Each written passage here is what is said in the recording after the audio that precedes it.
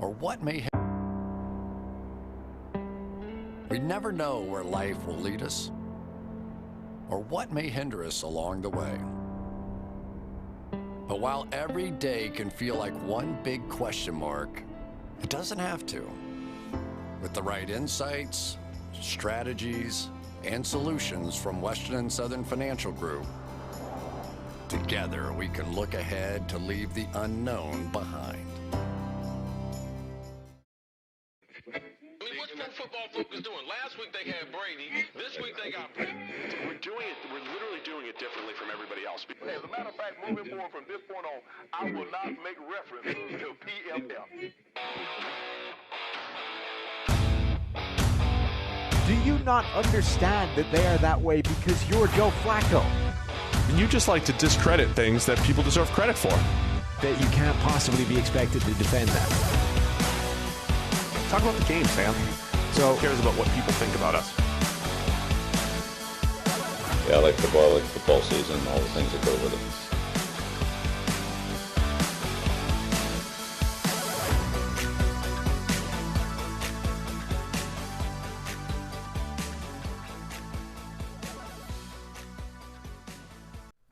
Welcome into the PFF NFL podcast. Steve Palazzolo back here with Sam Monson, and it's our special Wednesday show. Remember, we started a third show where we have a PFF favorite on here, and it might be the number one favorite at PFF. It's PFF Mike Renner.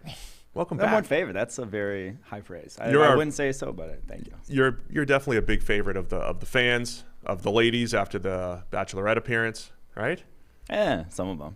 Not my ex. Didn't love that, huh? Yeah. We'll get into all of that on this show. Are you planning on color coordinating with the guest every week, or is this just... Yeah, Ian and I wore orange last week, green here. Yeah. And then we'll see who we have next week. Yeah, I'll definitely wear the same color shirt. I got the ND on because I'm interviewing Brian Kelly later, so I got to. Oh, that's why you're rocking that? Got to make a good impression. You're living your dream there because you're just, golden homer over here, and you're going to be interviewing Brian Kelly and all nervous and everything. That's what I've wanted to do with Mark Brunell. I wanted to rock the Mark Brunell jersey and interview him, but the Lions turned us down. Yeah. They turned us down. Smartly. I mean, you sitting there in his jersey interviewing him would be kind of creepy. If it makes the Lions feel any better, we're not going to talk about the Lions at all. We're just going to talk about the 90s Jags. That's all I want. It's not to give any secrets away about Jared Goff or the offense. Yeah. Anyway, we got a big show here. A lot of cuts yesterday, unfortunately. People lose jobs, but it's news around the NFL, so we'll go into that. And then Mike, before we talk about the podcast rebrand, Mike does all of our draft work over here and obviously has some opinions on the rookies because you evaluated all those guys last draft season. So we'll get into some of those guys. But tell us about Tailgate, formerly 2-for-1 Drafts. You guys went through a whole rebrand. You cut your hair recently. It's a whole new rebrand for you. Yeah, not super recently. The rebrand is just so you can go places. Yeah, and drink, just to right? go to tailgates. Yeah. No, I mean, it's more so we could talk about the 2-for-1 Drafts pigeonholed us into the draft and rookies. This was the double entendre there of the 2-for-1 Drafts. But now we'll actually be recapping more NFL, talking about more like breakout players, year 2, year 3, year 4 guys, not limiting us to just kind of that one niche that, it's my favorite niche of the NFL. That's why I'm do the draft. But there's a lot more to talk about during the fall. Yeah. And then this fall, how did you convince bosses that it's a good idea for you to be on college campuses drinking every week and saying, "Oh no, it's part of the show. It's all for tailgate." Well, we're funding it ourselves is what the idea was. Oh, that's that's literally easy enough it was easy enough sell. So we were just saying we're going to be going to these places trying to promote PFF. That's generally a pretty good starting point of PFF. You can almost do whatever you want as long as you're paying for it. Yeah. So Neil was all in once we told him that. But yeah, we're going to a lot of schools in the Midwest. Just got back from Illinois, the Nebraska game, electric. It's cool. Week 0, of course, it's electric. Bielema era. Going to Ohio State, Oregon next week. Penn State, Auburn a week after that. Going to Notre Dame, Cincy. Bunch of cool games in the schedule. That's great. That's really cool. So if you guys don't already subscribe to Tailgate, search wherever you listen to this podcast. Find Tailgate. Click that subscribe button. They're on the YouTube channel, of course, but doing some good stuff over there, you and Austin. So wanted to have you on in part now. Let's talk some rookies in the preseason. Yes. By the way, before we get into a Kickoff 30 still live, right? How long are we keeping the Kickoff 30 sale? As long as you guys keep waiting to click that button. Kickoff 30, Kickoff 30, 30% off. My fantasy draft's next Monday.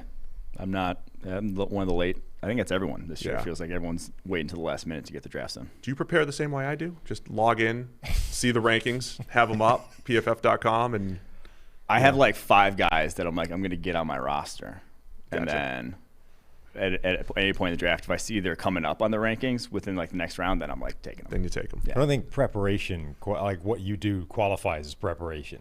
What do you mean? You don't prepare. You just have a set of rankings somewhere and then do the draft. Right, because everybody, the PFF fantasy guys are doing the work for us. Right. I'm just not sure that qualifies as preparation. Whatever it wins. Buying a PFF subscription is preparation enough. That is preparation. And you get all the fantasy tools for as little as $7 right now at PFF.com. Kickoff 30% off any PFF subscription. So let's get into, you want to start with Mac Jones? Where do you want to start, Sam? Let's start with Mac Jones. Let's start with Mac Jones. Is Mac Jones, is this the right call for the Patriots? How good is Mac Jones? 100%. You don't draft. I have a take that rookie quarterbacks, especially guys you draft in the first round, guys you're drafting highly to basically be that guy, unless you literally have a top 10 to 12 starter in the NFL that's towards the end, which would be why you draft that guy, like Aaron Rodgers playing behind Brett Favre, maybe even Patrick Mahomes playing behind Alex Smith. But you start that guy if you felt good enough about him to draft him in the first round. You start that guy if he's not going to hurt himself by playing. If he's not going to either take unnecessary hits, if he's not going to basically develop bad habits by being out there in a football field, if he doesn't know the offense, if he's trying to change the mechanics, that sort of thing. If a guy is up to speed with the playbook, with basically how to operate the offense, even if there will be growing pains, you start that guy because that's your future, because reps then matter. Those are then valuable reps.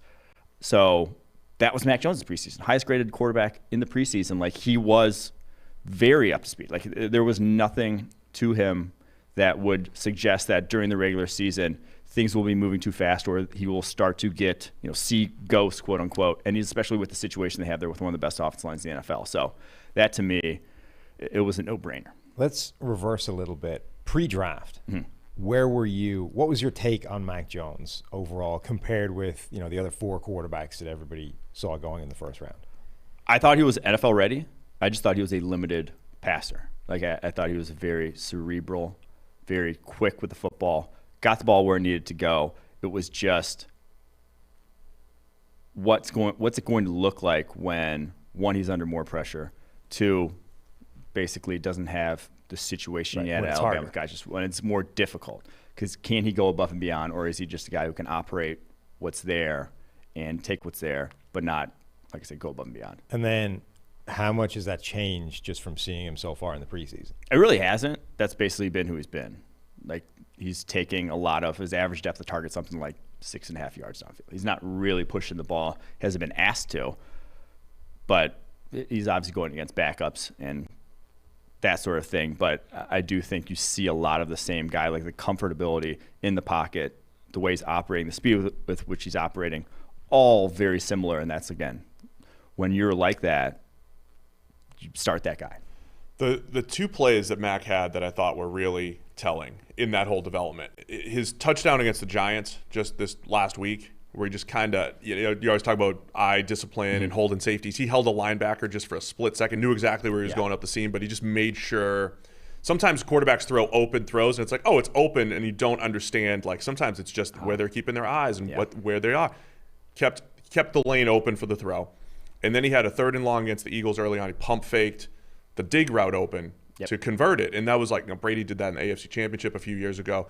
Little subtle things like that in his rookie season, I think, really are telling and stand out. And again, I'm wondering if we just, me included, do we overrate the fact that he doesn't do Justin Fields and even Trevor Lawrence and Zach Wilson type of stuff from a mobility standpoint, and all the pocket nuance stuff that he's so good at ended up becoming underrated for Mac Jones? I think it did. I think that's a very good shout. And it's why everyone after Mac Jones got named the starter wanted to say, oh, Bill Belichick's willing to do it. Why isn't Matt Nagy? Well, it's because, Justin Fields isn't doing those things that you just talked about. He is locking on to first reads and unwilling to come off of them in time and not manipulating safeties, like not holding his eyes over the middle of the field before he gets to his guy. He's taking the snap and looking right at his first read the whole time, staring him down. Like, he's doing things that will get him, like I said, will basically lead to bad habits if he is starting more already in the NFL. So I don't think I would start Justin Fields. I would start Andy Dalton until Justin Fields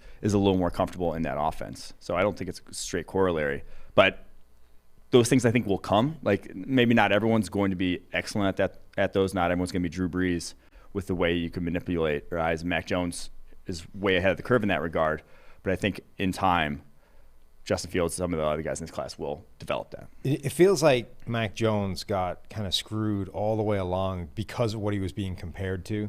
So initially, he's going against sort of 4 different prospects, all of whom have some kind of physical trait that's way ahead of where he is, whether it's freaky athleticism like Trey Lance and Justin Fields, whether it's a crazy arm like Zach Wilson. Like, every one of these guys just had something that made dad bod Mac Jones look a little bit comedy. Yeah. The other thing I think that screwed him was when the 49ers made that trade up to 3, because now the conversation, and it started to leak that, hey, Mac Jones is in play at number 3, because now it just became everybody had to rail against the idea that he was worth number 3. Yeah. Whereas even like right before that, people were saying Carolina at 8 was becoming his floor, like he was going to go higher than people were expecting. But as soon as like number 3 became involved, everybody started like focusing on why that wasn't, why he didn't belong there. That's the thing about the draft that I try not to take into account, but it's impossible not to. Your human nature is expectations versus reality. Right. If people are calling him a second rounder, we'd be banging the table being like, no, Mac Jones is way better than that sort of thing. If people are calling him the number 1 overall pick, we're like, okay. No, Mac Jones isn't. Like, you have to talk about his negatives if a guy is the number 1 overall pick, where it was kind of like with Devontae Smith too. If everyone's just like, yeah, Devontae Smith's very good, maybe like a middle of the first round kind of guy, but he's being compared to Jamar Chase and Jalen Waddle, so you got to talk about the negatives there, whereas you can't celebrate the fact that this guy's one of the most talented route runners. I think that's the same thing with Mac Jones. Like, we can say that, yeah, he's well worth a top 10, top 15 pick, but when you're talking about number 3 overall with this quarterback class, it's like, maybe not as much. Yeah. I thought Justin Fields got hurt by what you're saying was the sum of everybody else's parts, right? Because Fields has a very good arm, but Trey Lance has a better arm. Trevor Lawrence has a better arm. Justin Fields is really mobile and can run. Trey Lance is a better raw runner, right? Trevor Lawrence is probably just a better passer all around than Justin Fields. Mac Jones is the best processor. And I don't think Justin Fields is the best at anything in particular, but he's probably second or third in almost everything, like the all-around package of Justin Fields. So bottom line, I think everybody's raving about what they saw from all 5 first-round rookies. Are you in the same boat? I mean, has anything really changed in your opinion of those guys? I don't think anything's really changed.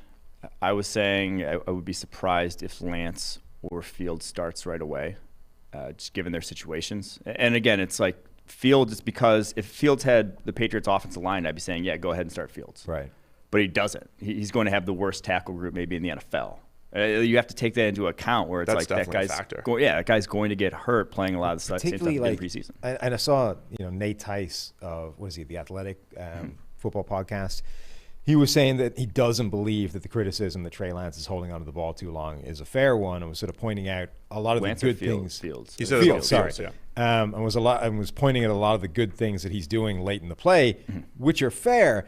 But I think just the number involved is important. Like Trey Lance or Justin Fields is holding onto the ball at a rate now that would be the second longest we have ever seen a quarterback. The only quarterback that's held onto the ball on average over a season longer is Tim Tebow. Yeah. That is an important number, particularly when you're talking about an offensive line that could be They as were running bad. like a triple option with Tebow. Right. But particularly when you're talking about an offensive line that could be as bad as Chicago's. Like, it doesn't matter if you're doing a lot of good things late in the play. That number is so high that you are going to be causing problems. So I think there's two different things at play there. I agree with his take that he's not throwing like a concept late. Like a dig route, he's hitting it on time if it's open, Right. when it's open. But the thing is, he's seeing a non-open dig route and then sticking on it, hoping that it gets open is the problem there. So then he's inviting more pressure. Like that's sort of the like guys who throw late to timing sort of throws. That's what you would worry about, that more long-term prospects like that. Throwing with anticipation, throwing that way is something that some quarterbacks don't have, and then you're kind of screwed at the NFL level. I don't think he's screwed at the NFL level. I just do think that he needs to get off reads faster, and that's something that, again, will come with more mastery of the offense, with more talent around him and that sort of thing. But even if he is doing a lot of good things, you know, when he's holding onto the ball long, just the sheer length of time right now that he's holding on to it is going to be a problem when you get into live games and you're dealing with Aaron Donald. Like, if you give Aaron Donald 3.6 seconds every play, he will get pressure 25 times in the game. Like, that is the length of time that Aaron Donald needs to get pressure every snap. Well, and even just him breaking the pocket and whatnot, your second-string edge rushers are not the guys running 4.5s, 4.6s, for the most part. But even if he's good at doing that, go ahead. Sorry. But I'm just saying, like, he'll get chased down more outside the pocket than he has in the preseason. Here's what I think the bottom line is with Fields, right?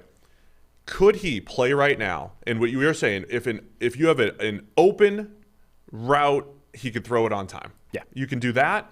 And then maybe he's not getting to his second reads and doing that efficiently, moving through quickly. Let's say that's a weakness right now. But he's making up for it with the outside the pocket plays, which have been very impressive this preseason. I always knew he had it, but he looks very comfortable doing that, backups or not, right? Could he go out there and have success hitting first read throws that are open and making some spectacular outside the pocket plays? Yes. But I think the point is, it's all about it's about Fields' development. It should not be about how many wins do the Chicago Bears have in the first half of the season. It's about his development. And if there's a specific part of his game that he can get better, that will take time, you maximize that.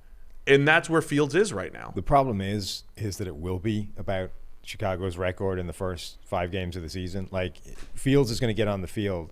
I've said this to you before. It depends on how Andy Dalton is playing. And all the reasons we are... And I hate it. I hate it so much. But a lot of the reasons we're reticent to put Fields out there right away, the bad offensive line, the fact that, he's not necessarily going to get helped out by everything around him, a lot of that is still the case for Andy Dalton. Now, he can mitigate some of it by throwing better with anticipation and working quicker within the offense. But if that line sucks, Andy Dalton's going to get buried under pressure. Andy Dalton's going to play badly. They're going to lose a bunch of games, and it's going to be really hard for those guys to keep Fields. Like, it's already like an open revolt in the media and the fan base that Fields isn't starting week 1. Who cares? It doesn't matter. It doesn't matter. You just make the right decision for Justin Fields. Who cares what people are writing? If they suck for the first few weeks, there's no way they're going to be able to keep him on the bench. I think, though, my take is that Nagy is going to keep him on the bench all year, or at least a good portion of the year. A good portion of the year. And as a job-saving measure, because he'll say, look at what happened in Kansas City, what I did in Kansas City with Patrick Mahomes. Had him on the bench all year. Give me another year, and Justin Fields will be great. Or I think that is what I think. He might try and do that. I would force his hand at that point. This is what I'm saying. Yeah. He might try and do that, but I think that would actually get him fired rather than save his job. Yeah, I don't think there's the sad thing is I just don't think you kind of have lame duck GM head coach because you're one in a tough division, 2 you lost just pieces. There's no real upgraded spot on that roster. Like it's not going to be great. Major downgrades. Like they got rid of a decent starting caliber left tackle. Cornerbacks. They don't necessarily have one. Have no cornerbacks because they had to cut them all for cap reasons. So it just you probably shouldn't have hung on to your head coach and GM at that point. That's a different issue. Before we get into the rest of the rookies, got to give a shout out to our friends over at Fantrax. Fantrax is free fantasy football league manager, is the most customizable, easy to use, and feature-rich platform in the entire industry. PFF is gearing up to play our leagues on Fantrax this season. They feature multi-team trades, bonus points for touchdowns of different yardage. If you're coming from another site, it's not a problem. Fantrax can import any of your current leagues completely free. Create a free account right now using promo code PFF at fantrax.com/PFF. Get a chance to win a trip to any regular season game this year for you and your entire league, plus $6,000. Imagine what you could do with $6,000 on your tailgate trip here, Mike. You go to an NFL game. It's promo code PFF, fantrax.com/PFF. All right, we've discussed the quarterbacks a ton. By the way, Sam and I have a full Mac Jones, Cam Newton breakdown again on the PFF Daily today. Yes, we talked about them Monday, but, we needed to correct some things. Everything, yeah. Pretty much everything. What other rookies stood out to you, Renner? I do think we always come back to, hey, this looks exactly like the guy I saw last year. So how many of those guys looked like the guy you saw last year? Did anybody surprise you for better, for worse? And, what did you see this preseason? I think there were the two biggest surprises. I'll give one in a positive, one in a negative. And it's not the guy that looked like I saw last year or the guy I looked like I saw 2 years ago. And it was Joe Tryon, the Bucs defensive end. Because I don't know what he did over the course of the last 2 years, but he looks – It worked. He looks like a different physical specimen, like athletically, explosively, different than what we saw on tape at Washington. And now, when we interviewed him and Levi and Wuzurike for the podcast, when it was formerly 2-for-1 drafts, they're like, yeah, Joe Tryon has like a personal chef now, is just training all day, every day. Like he's actually is a different dude. And we're like, okay, yeah, everyone says that. But yeah, Joe Tryon actually looks like a different dude. 79.4 pass rushing grade, and that was like running with the ones mostly for Tampa Bay. Now is he going to be, elite day one Von Miller? I don't think that's who he necessarily is. But the guys who are the elite edge defenders in the NFL look the way Joe Tryon looked. He's just got that length and pop in his hands, and combined with the burst. I mean, it really is this total package. How much of that do you think, though, is the fact that if he had played football last year, we would have seen that development? Yes. And instead of, so that was the tricky part of evaluating last year with the opt-outs. That's the thing. Any GM in the NFL, if they saw Joe Tryon on tape this preseason, he's not less than 32. He's not less than past 15. Like we just didn't get to see it, and a lot of guys got screwed by opting out. And I think he's probably would qualify as one of them, because you don't see what he just put on tape this year as a rookie and think, oh yeah, I'll pass on him for, I don't even know, any of the guys drafted in the mid-20s. I mean, a lot of people, even when the Bucs selected him, it was deemed as a reach by a lot of people. Like he went at 32, which we're saying based off what we're seeing in preseason would have been like an absolute steal, but it was seen not just as not a steal, but it was like a massive reach given what we'd seen from him so far. Well, yeah, everyone's kind of like, yeah, we'll take him on day 2 because we just don't know. Like that unknown was for a lot of guys. I think the guys who were already playing elite football, the Jamar Chase of the world, the Micah Parsons of the world, it didn't matter if they opted out. We'd seen it. Joe Tryon hadn't really played elite football, so that's why at 32 they were in that unique situation with that roster to take a Hail Mary shot, Tampa Bay, and it looks like they hit on one. I mean, he could immediately be their third edge defender right now with Shaq Barrett, with JPP, and get creative with that trio, Vita Vea, and a couple of the other guys that they have there. The opt-out situation, I saw you tweet about the opt-outs before. Do you think there's something to the Gregory Rousseaus and Joe Tryons of the world looking a little bit better than their counterpart? So the guys that are attacking on the defensive line, more athletic-driven type of position, rather than the guys that need technique, like a Penei Sewell, Jamar Chase, your technique just catching the ball. Apparently he wasn't working on that the last year or so. I'm trying to figure out if there's any sort of trend. I mean, Micah Parsons is looking good. Is it the reactive? I don't know. Reactive versus aggressive positions? I don't know if there's any sort of trend. I do think, though, that we almost kind of underrated how looking good early on in your career, defensive line, like you don't get worse, basically, along defensive line in college. You keep getting better. You keep getting more explosive, stronger, whatever. And that's such a physically intensive position that, like, the last time you saw them play football was not nearly as good as they were going to be today. Yeah. So there might be something to the idea that, like, if you're playing a position like the defensive line and you suddenly have like a year open up to just train, like how much is that going to help a wide receiver, right? Okay, you can get incrementally a little bit faster, a little bit stronger, but that's It's important, but it's not the difference between being successful and not. I mean, look at a guy like Devontae Smith, right?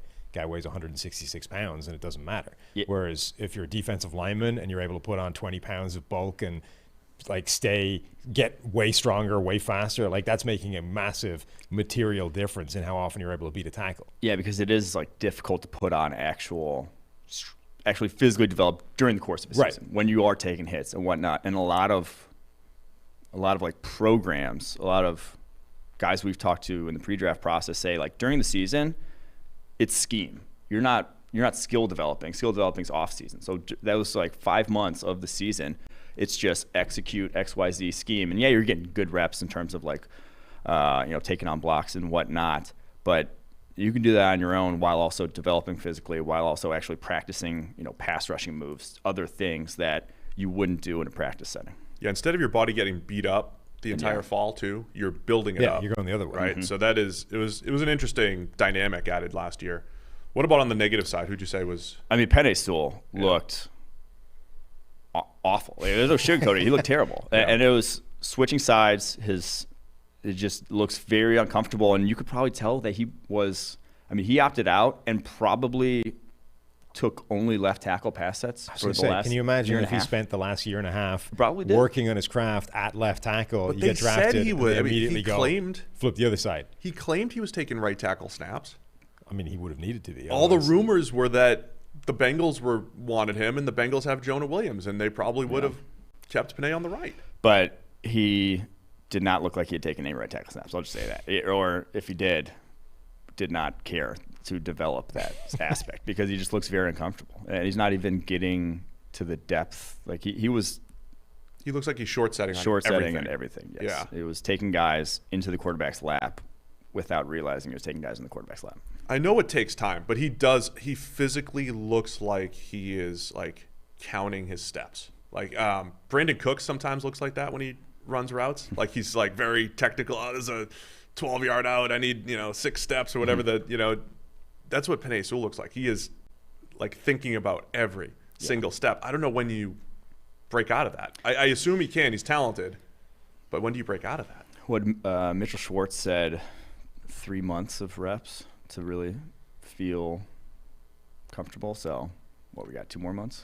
And that's assuming, that's a standard thing. There's got to be guys that just don't do that. Some are better than others at it. Just can't flip sides. Like, I'm one of the most right-handed people, and I can't do anything with my left hand. There have got to be people that are just like one side. Yeah. I can work fine on the left. If you want me to switch to the right, it's going to take me like 2 years to get this rewired. Yeah. Here's me overreacting to the stuff that I hate, which is, a couple tweets. But everybody's like, oh, why would you ever draft a Panay Sewell in the top 7 and switch positions, right? So how much do we even overreact to that? Did the Lions make the wrong move in either drafting him or moving him rather than, Taylor Decker, who's been in the league for 6 years? I had a dumb Galaxy brain take that you almost want him to suck this year if you know he's going to be good in year 2 because you want to suck this year if you're the Lions. Like, year 1 didn't matter for the Lions draft pick. They weren't going to be good. I wonder if you take the most talented. I do wonder if the changing sides thing is the kind of thing that you can discern from, when you do individual workouts or whatever, right? Like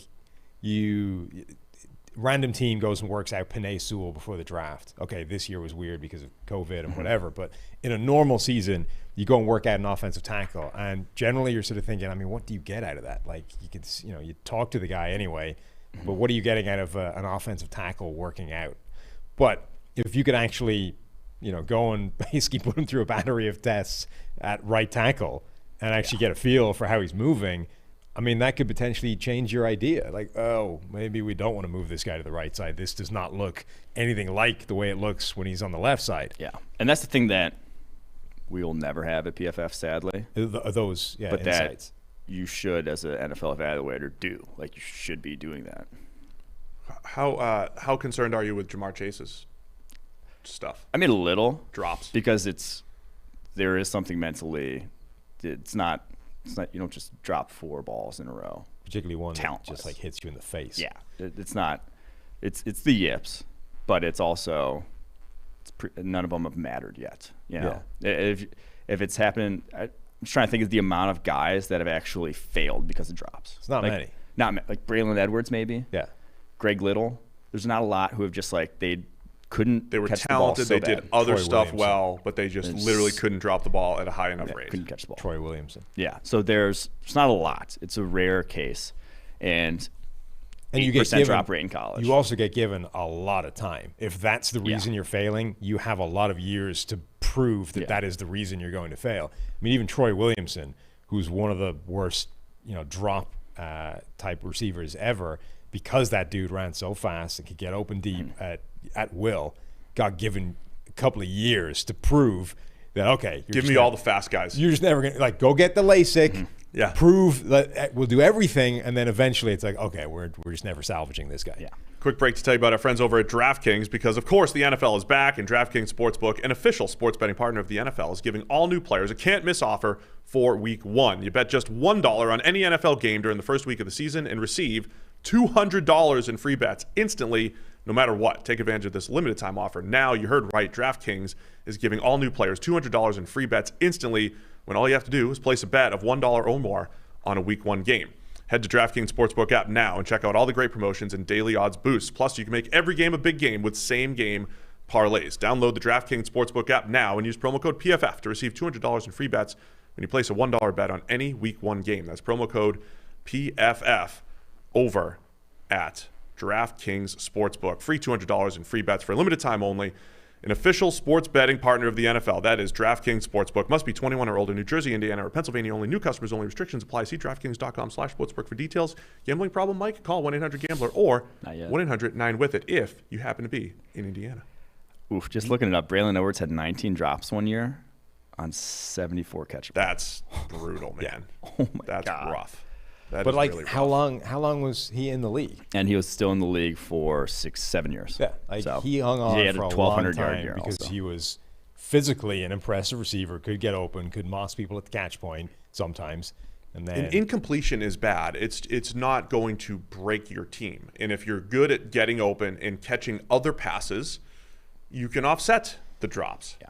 That's the bottom line. Like, you don't want a guy to drop the pass, but there is a way to offset it by being good at everything else. Yeah, but I think in a way they're becoming more important as passing offenses become more efficient, because you are banking on a 3rd and 6 target being caught, and if the guy's dropping that, those are ending drives. Some are worse than others, of course. In the past, depth of targets for wide receivers were deeper down the field. It's like, okay, you only need to catch 50% of these because we're giving you like a 15-yard target every time. All we need you to do is catch 1 out of 2, and we're moving the chains, and everything's good. Now it's like, well, this is a 3rd and 2 play. If you drop this, the drive's done. Like, we're banking in you catching this. It's an extended handoff. It's all the stuff you hear talked about. Like, the level of efficiency is higher, so your requirement of just dropping passes that hit you in the hands is higher than it used to be.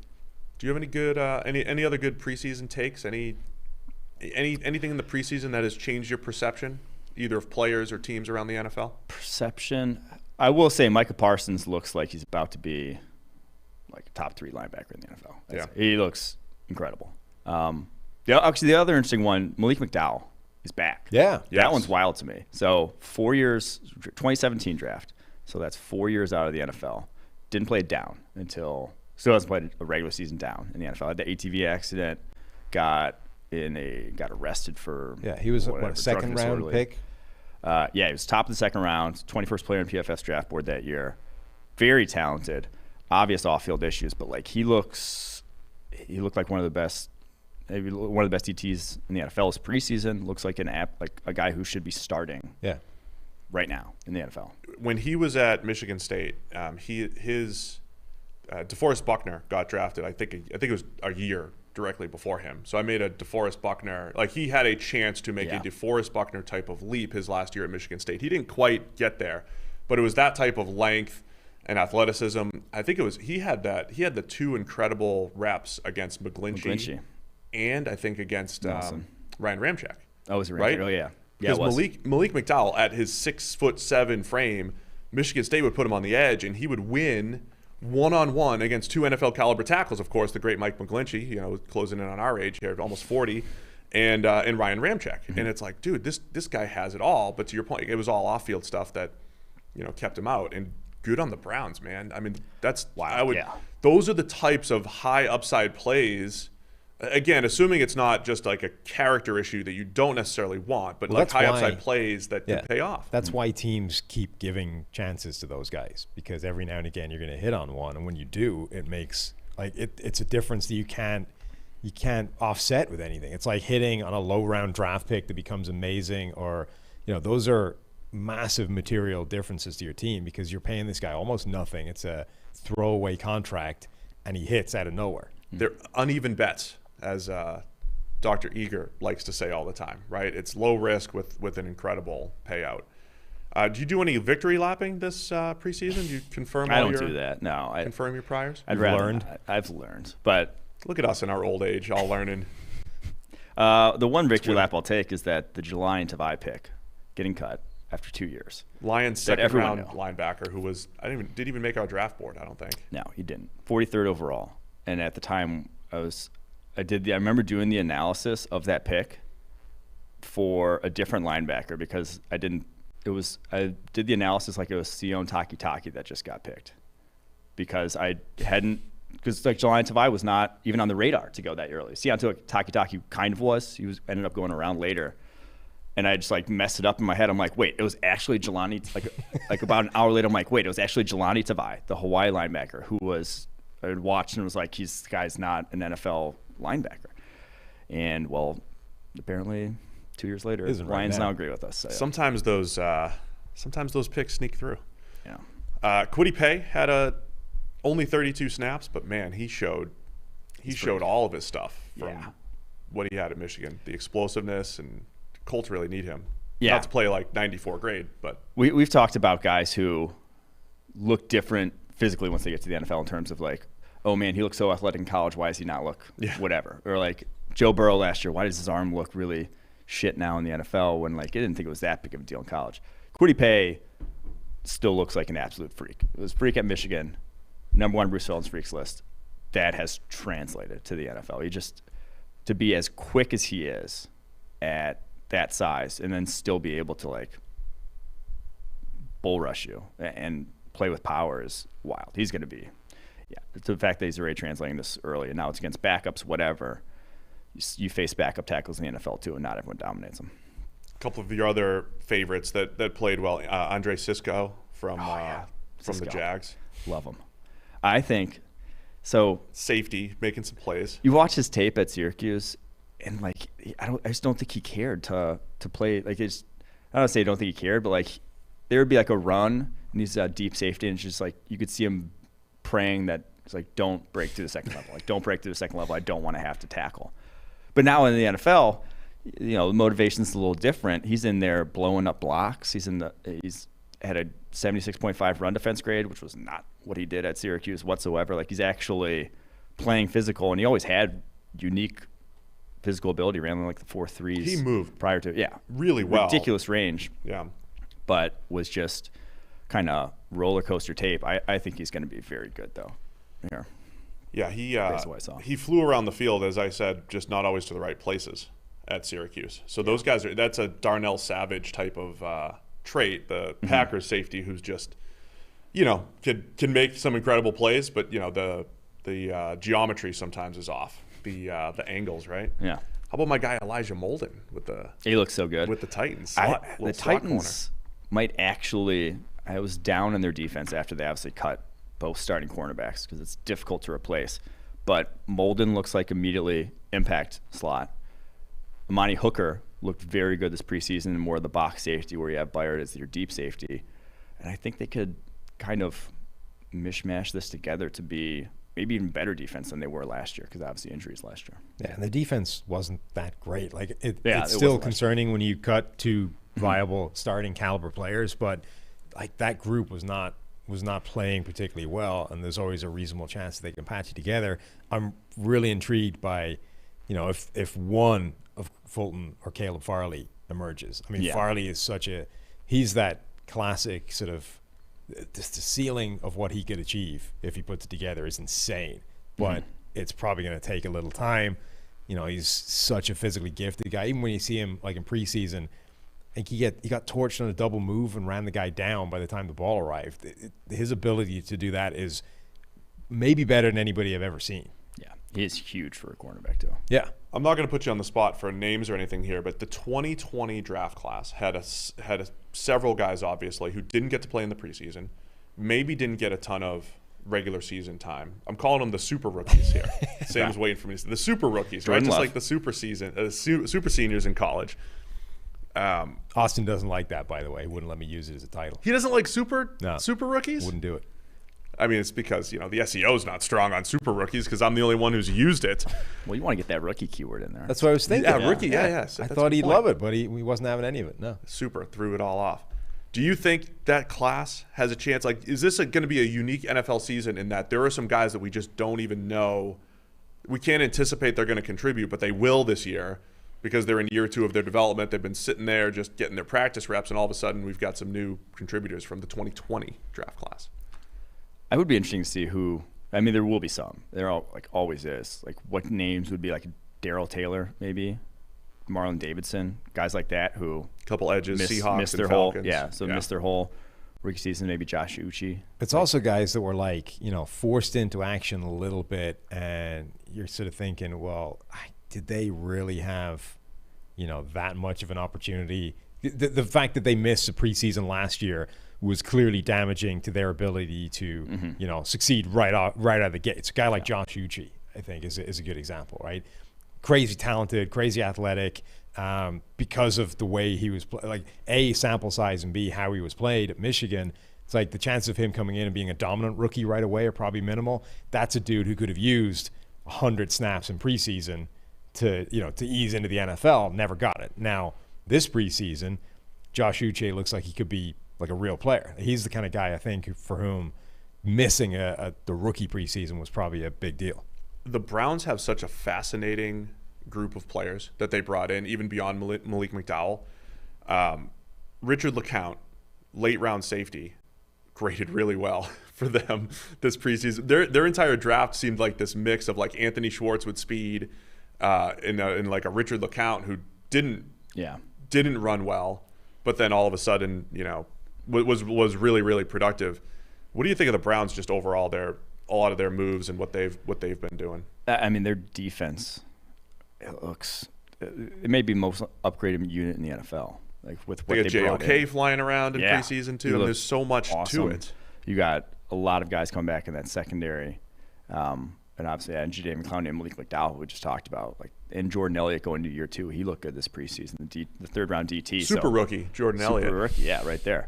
There's no reason they shouldn't be up there with the Bills and Chiefs, other than whatever Baker Mayfield does when Odell Beckham's on the field, which is not play good football. Yeah, I mean the three reasons are, one, that the Odell Beckham Baker Mayfield connection for whatever reason has not yet been useful, and in fact, if anything, it's been detrimental.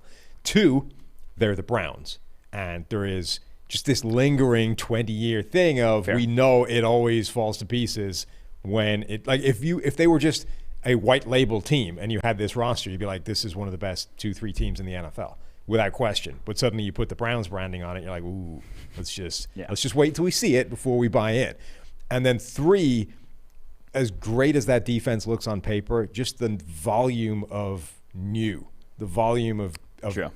things being brought in and assembled at one, it's probably going to take some time to gel, even if they all hit. Like, even if all of those guys work out for them, it's probably not going to be for the first few weeks. It's going to take some time to bed in. Like when the Patriots brought in Stephon Gilmore. And it's like, well, unquestionably, that's going to be good.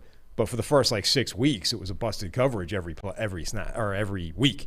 People forget that. I mean, the Patriots did try to play multiple schemes with Gilmore, and until they went just pure man, he was out of place for a while. And it wasn't necessarily always him, but there was a busted coverage at the heart of that defense every single week for the first 6 weeks of him being there, and then eventually they got it all on the same page. Like, the people are asking about Gregory Rousseau. They don't think we talk about Rousseau enough. Yeah. I was actually one of the guys who was telling you to move him down the draft board for a while because there's just not enough information to feel great about him. He's also one of the guys I said, much like Tryon, if he had played football last year, you'd have more evidence, and he probably would have been really good at Miami. What do you think of Rousseau so far? Yeah, so he's still, I think every single one of his pressures was still the exact same move.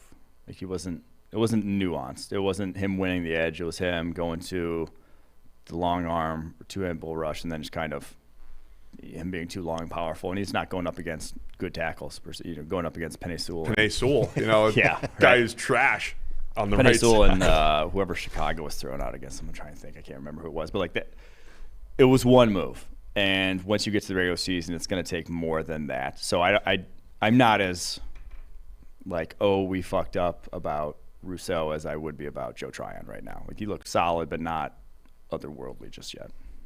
Yeah, I mean, and Rousseau, as the PFF grades show too. I mean, pass rush was solid. Run defense grade was not great. Mm-hmm. I think either way, he probably joins the rotation. Yeah. And when it comes to him and Tryon, both, I keep using crazy length and just tough to prepare for. If you're a tackle, they are just tough body types to prepare for, mm-hmm. and they bring a good change of pace compared to everything else they have there.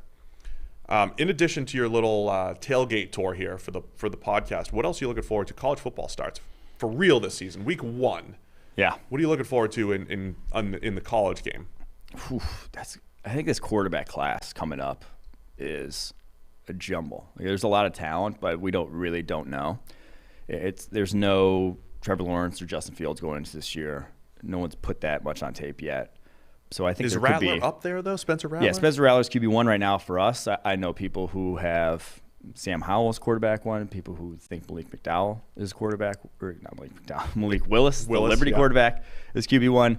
People who have said, called Boston College's Phil Jerkovich the possible number 1 overall pick. Like, there's a lot of guys who people are they've got kind him of nabbing as, one? this is the Zach Wilson of this year. This predicting is the Joe Burrow of this year. Who's going to make that leap?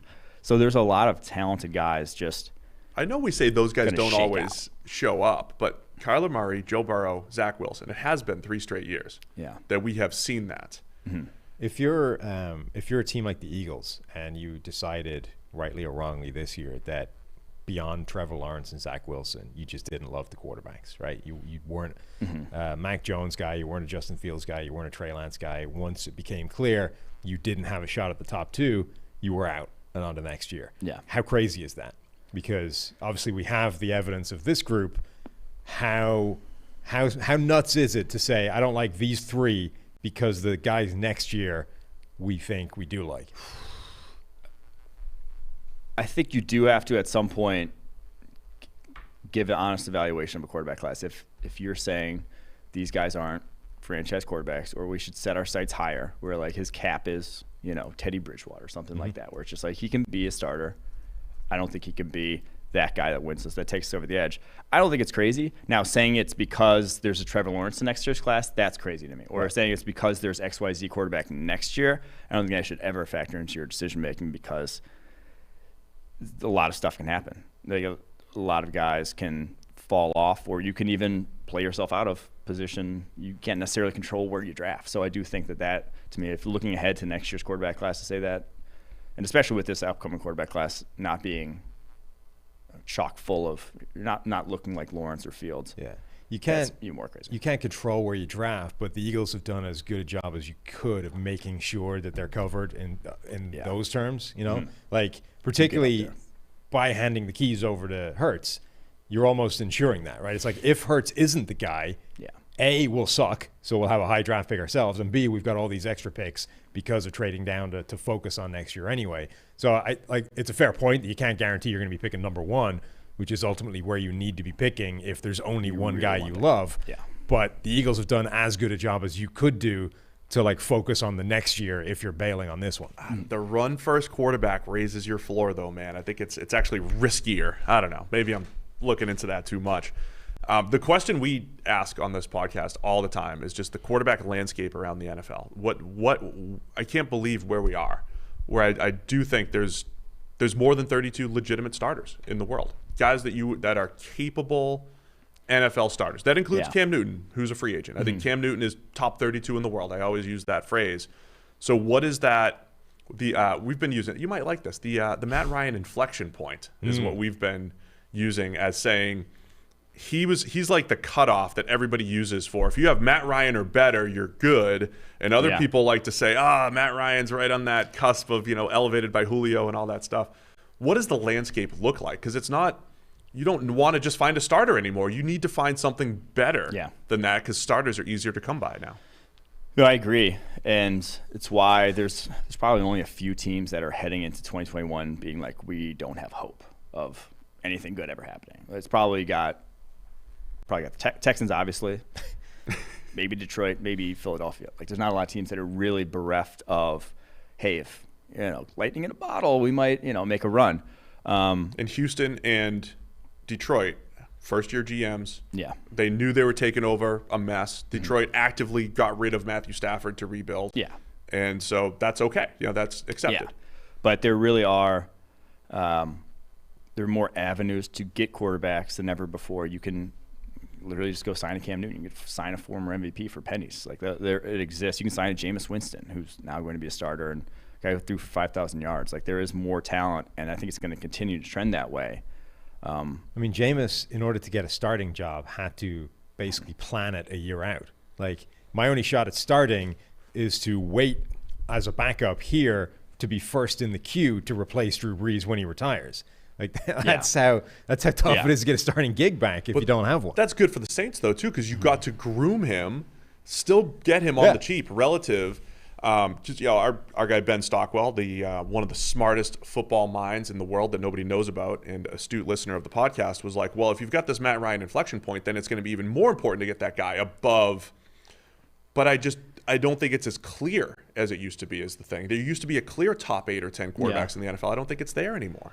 I don't think it's as clear, but I do think the inflection point has to be tied to contracts, because contracts at quarterback today are so the distribution is either all on the high end, all on the low end. There's so few guys. It's not an even spread throughout.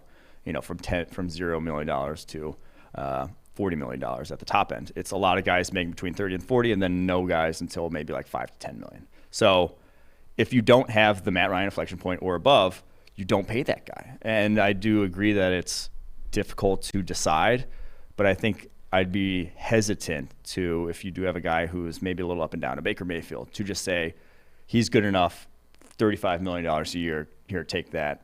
We're going to run with you for the next XYZ years, because you can find a guy who's maybe not Baker Mayfield, but 80% of Baker Mayfield, and you can use $30 million to get 3 quality starters elsewhere in your roster. The other thing, though, like contracts with quarterbacks is a mess, because they're spreading out right now in a bunch of different ways. Like, there's several different varieties of these contracts now. Mm-hmm. Teams are either trying to get just the maximum amount of length, right? How long can I tie this guy down for? Because that's the way it reduces the most money in any given cap year. But then you've also got players shooting for either the most guaranteed money or the most total money, or the Kirk Cousins gig, right? Where it's like, well, okay, I'm not going to tie down for long. I just want 3 years fully guaranteed, and we'll roll that way. Mm-hmm. But if you're a team, one of the tricky parts of the overall money thing is, if you have a Baker Mayfield, like, A, what are the chances that he's above the Matt Ryan inflection point generally?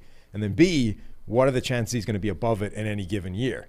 So, and that's that whole draft class. Like, Baker Mayfield is the one that's up in the air, but that's the question with Josh Allen and with Lamar Jackson. Mm-hmm. It's like, both those guys have shown already that they can be above the Matt Ryan inflection point in a given season. But next year and the year after that and the year after that, like, how many of those are you going to get? Mm-hmm. Whereas with Aaron Rodgers, he's always going to be above it, right? Did Dak deserve that much money then, knowing that?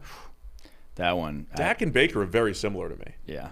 Because I feel like it – what are your thoughts? Peaked as rookies. I truthfully would not have, but that's – It's a scary world, though, when you go out there on your own. I would have ventured the trademark. I feel like not enough people are – taking advantage of what you can get back for a quarterback like that. Like, you can get probably 2 to 3 firsts for Dak Prescott, even like prior to last season. I think you could have, and that's. But then you say it's a complete like where the Browns are. The Browns didn't even draft that well over the past 3 or 4 years, but because they acquired so much capital, they're in the best situation, like one of the best situations roster building wise in the NFL. And that if hitting a reset isn't the worst thing in the world, especially when you have as much just cap space outlaid as the Cowboys do, you're kind of just going to be up against it with that Dak contract, the whole life of the Dak contract. It's so difficult for teams though who have to like try and be sure. Yeah, because you want to wait as long as humanly possible to be sure, and then every step along the way costs you more money. So this was the case with Washington with Kirk Cousins, where it cost them an absolute ton to decide that it wasn't worth paying him money. Whereas and Cowboys, it's similar. It's cost them so much relative to just getting the deal done early to make sure that Dak wouldn't go the way of Carson Wentz or Jared Goff.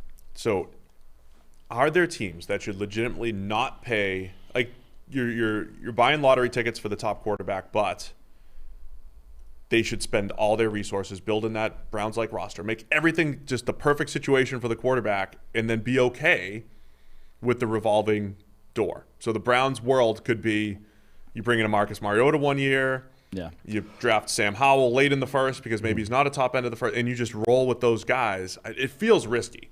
Well, it's kind of what the Bucs did, where it's like you build all that, and it's kind of where the Broncos are at right now too. You build all that, you might get Aaron Rodgers. Then pounce on the Hall of Famers. You get an Aaron Rodgers, you get Tom Brady, you get someone who's leaving elsewhere.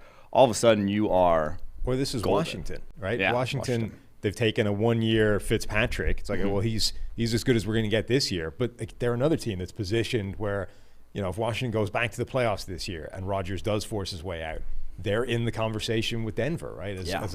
As a championship caliber team waiting for an Aaron Rodgers to come and push them over the edge. There's going to be a quarterback available next year too. Like Deshaun Watson's going to be available next year. So that's the other strategy, right? Is build up all your draft capital. Yeah. Not necessarily to take a guy, maybe to take a guy, but to just be ready for when Watson and Russ and Aaron Rodgers are all potentially available. It is, we love team building talk here, so it's always a fun discussion. Mike, tell everybody about the rebrand again and what to expect on Tailgate this season for football season. Yeah, we'll be covering NFL, draft, prospects, college football, all of it, 3 times a week on Tailgate, and we'll be heading to a bunch of pretty much every major program in the Midwest here we're going to hit. We're going to hit Ohio State, Penn State, Michigan, Notre Dame, Kentucky, a major program. The ones that are like within 4 hours. Yeah, the ones that are close here. to Cincinnati is Cincinnati's basically a what we're good saying. location But for your little tailgate tour here. So that'll be fun. Come say hi. Go check you and Austin out. You're doing some like social media stuff. I saw you guys catching passes. We'll be touring facilities at Illinois. Yeah, it's fun. You're gonna tell your tales on the tailgate. I could not. They had like the super brand new balls that were slick, and I just could not throw to save my life with those things. You got to rub them up the right way. I need to rub it up. Yeah, you got to take a little air out maybe just to get a better grip. Whatever you got to do. Whatever you got to do. Anyway, thanks to Mike. Go check him out with Austin Gale over at the Tailgate, formerly 2 for 1. Again, it's our Wednesday show. Little peek into the rest of PFF. Appreciate having Mike on here. We'll be back again tomorrow with just Sam and I with more cut day analysis and the rest of the NFL news. And once again, PFF.com. Kickoff 30% off any PFF subscription. Thanks to everybody for tuning in. We'll see you tomorrow.